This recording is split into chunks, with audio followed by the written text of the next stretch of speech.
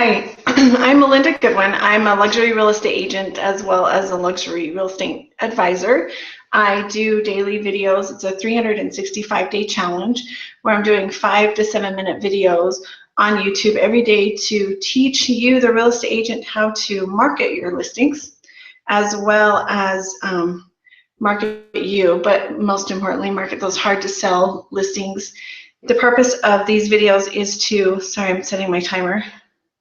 Purpose of these videos is to get that listing sold, as well as find the buyers, so maybe you get to double site it and get more listings. That's my goal, to teach you how to do that.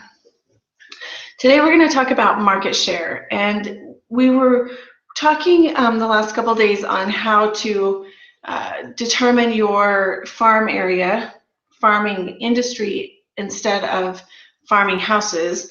But today I want to make sure you understand market share. In April of 2015, I did an exercise where I went to the MLS and I looked up listings that were $600,000 and above. Because I do luxury here in St. George, and luxury is considered $450 if you do the formulas, but I wanted 600 and above, and I wanted to kind of see where I fit or where the top producers fit in our community, so I could see how much market share was really available to me if I just went out and grabbed it.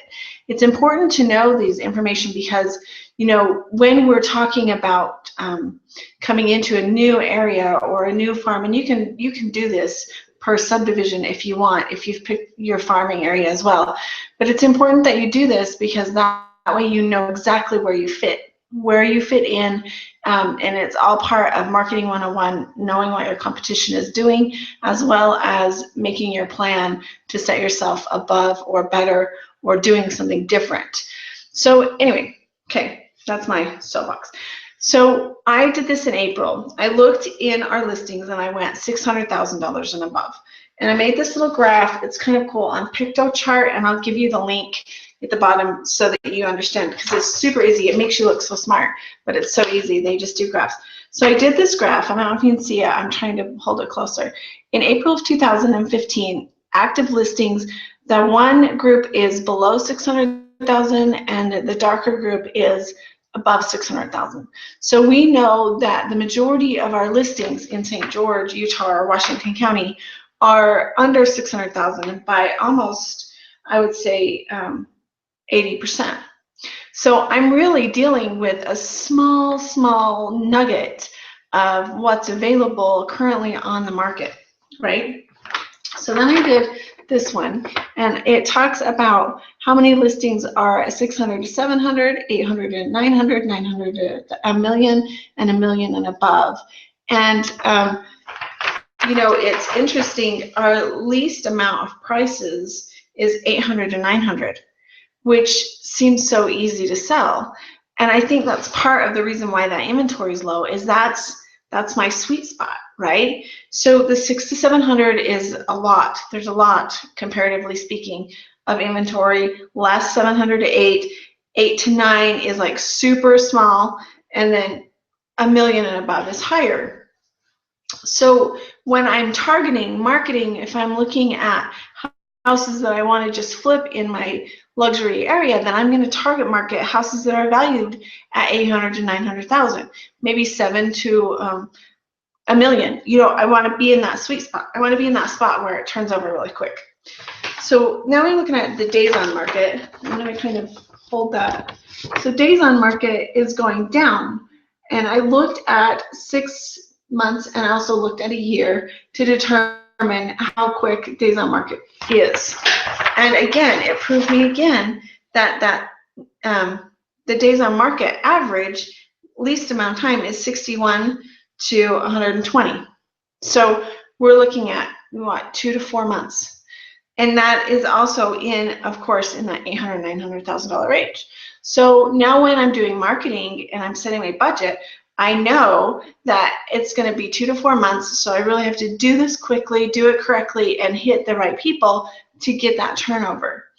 And so if, on the upside, if I got an $800,000 listing and I'm sitting on it for 6 months, I'm doing something wrong, right? Because statistics show that in the $800,000 range, that it should be on the market less than 120 days.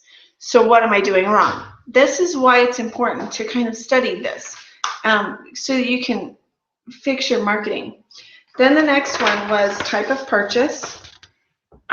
If you can see that.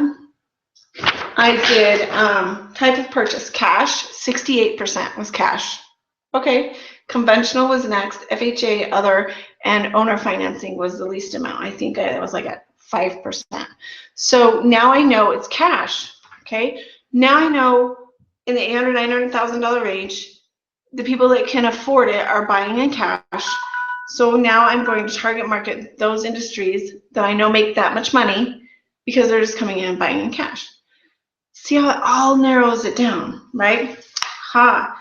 The next, I'm like, who's who? It's the smallest one. I took our top 4 producers in St. George, Utah, and who's who, and I labeled them based on how many listings they currently have. This is how many listings in the $600,000 and above range that just random people have, non-top producers.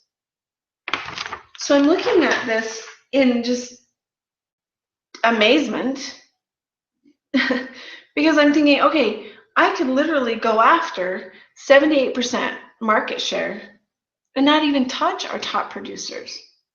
Our top producers are really sitting in that, 20% and less. That to me is amazing.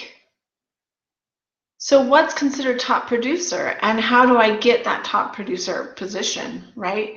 I have to set myself differently than what they're doing, and so that is part of your market strategy.